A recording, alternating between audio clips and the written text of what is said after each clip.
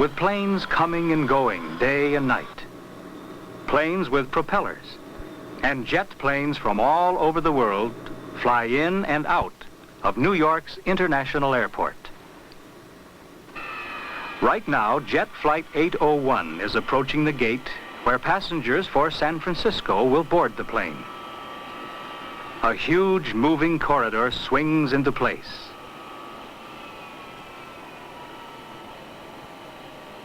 It is called a jetway. Through it, passengers can board the jet plane directly from the waiting room, safely and comfortably, regardless of the weather. The airport bus is already bringing passengers for Flight 801. But Sue and Bob Allen are at the gate ahead of time. They are taking their first airplane trip alone. The passenger supervisor, Mr. Peterson, is there to help them. They can be the first passengers to board the plane, he says, as he leads them to the boarding area. Grandpa Allen is a little worried. You see, Mrs. Allen and I just couldn't make the trip to San Francisco. Their parents, they've just found a house out there, and quite naturally they want the children with them. Really, there's no problem. We often have children traveling alone. Oh, by the way, let me introduce you to our stewardess. Miss Murray, Mr. and Mrs. Allen. This is Susie and Bobby. Oh, it'll be fun having them on board. Say, it looks like you have another passenger here. Oh, she won't be any trouble. No, no trouble at all, except she can't ride in the main cabin. However, if she has a ticket, I'm sure Mr. Peterson will find room for her. Flight 801, non-stop to San Francisco. Grandpa and Grandma will have to say goodbye here, for only passengers are allowed to go out to the jetway leading to the plane. There's Mr. Peterson, just putting Skippy into a box, specially made for dogs and cats that travel by plane. Goodbye, Skippy. Goodbye, Grandpa and Grandma, shout the children. And they hurry on to find a seat in the big and comfortable cabin of the jet. Now the other passengers begin to board the plane through the jetway. While the passengers get seated, Bob and Sue turn to the many interesting sights of the busy airport. Mechanics check and service the big jet engines. Men load luggage into special containers, which are then covered and closed and driven to a loading hatch under the plane. One container after another is then lifted inside the plane and moved into place by a conveyor. Other men load the mail into the plane and food for the passengers. Through the window, Sue can see the traffic control tower. It is higher than the other buildings, so traffic officers can see the planes coming and going. Their job is to direct traffic at the airport. Flight 801, use runway 21 left. Advise when ready to taxi. Captain Mills replies, Idlewild Ground Control, Flight 801, ready to taxi. now the plane is ready to leave. Before takeoff, Miss Murray helps Bob and Sue fasten their seat belts. Seat belts make takeoffs and landings safer for the passengers. Just before takeoff, the pilot gets his final flight orders this way, and the dispatcher gives the all-clear salute, which means, go ahead. And off she goes from the loading ramp to the jet runway. Jets are so big that they need very long runways for takeoffs. And they fly so high that more air and oxygen must be added to the air in the cabin so that the passengers will be able to breathe comfortably. Before takeoff, the hostesses explain the use of supplementary oxygen equipment. Miss Murray points to the backs of the seats where oxygen masks are kept. She shows how to use the masks in case the air in the cabin should drop below normal pressure. Place the mask over your nose and mouth and adjust the headband. Breathe normally and continue to wear your mask.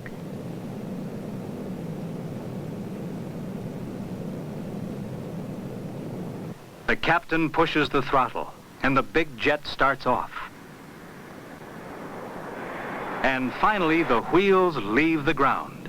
Oh, we're flying! We're flying!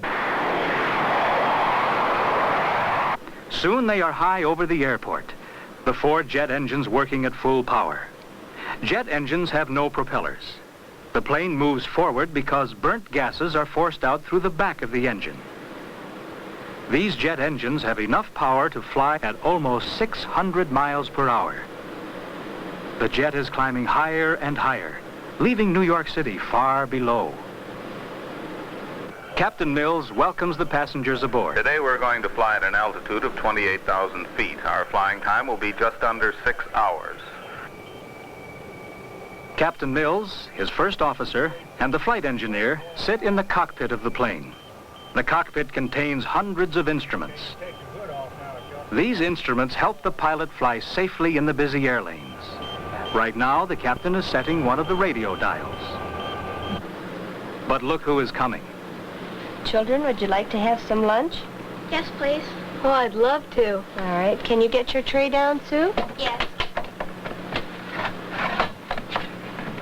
And while the jet plane flies over the green farmlands of the Middle West, the hostesses prepare lunch trays for their passengers. Here is one for Sue. And one for Bob. See how neatly everything is arranged on the tray? Meat, vegetables, dessert, and milk. Sue is enjoying her lunch. As the passengers eat, the plane continues its westward journey over the Great Plains.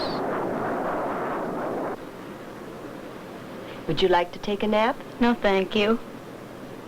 Airplane seats are comfortable. You can push the backrest down and curl up. Many passengers like to take naps. But Bob and Sue have too much to see. Susan, would you like a junior stewardess pin? Oh, yes, thank you. And how would you like to be a junior pilot? Oh, I'd love to. Now Sue and Bob are glad they didn't take a nap. Look now, we're flying over Denver.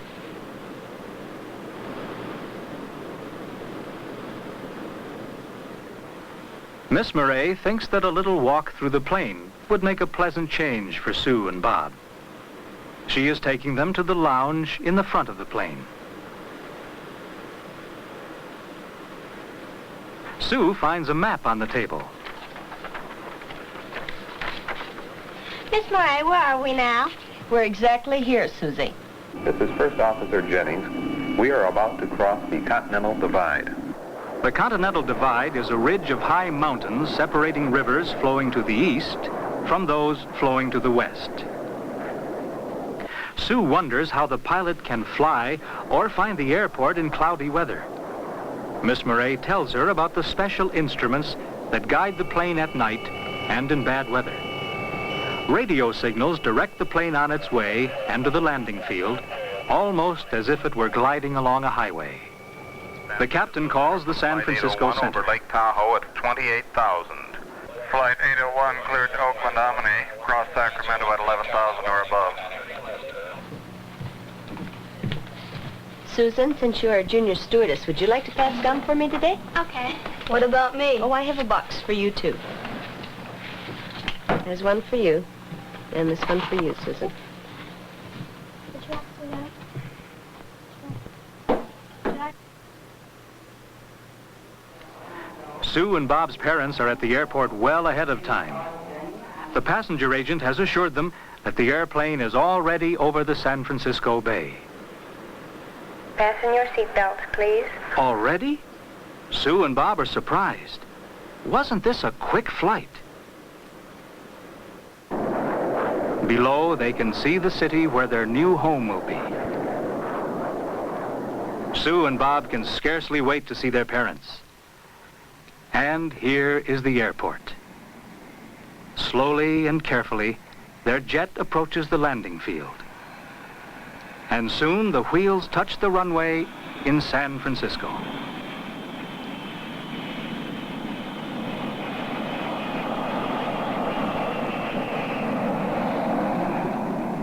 The ground control officer directs the plane to its proper gate. Flight 801 now rising, gate 5. Bye, Susie and Bob. You've been wonderful passengers. Out go Bob and Sue, running to meet their parents. And here comes Miss Murray with Skippy. Bob and Sue can't wait to tell their parents all about their first jet airplane trip. Now they understand better why people say we live in a jet age.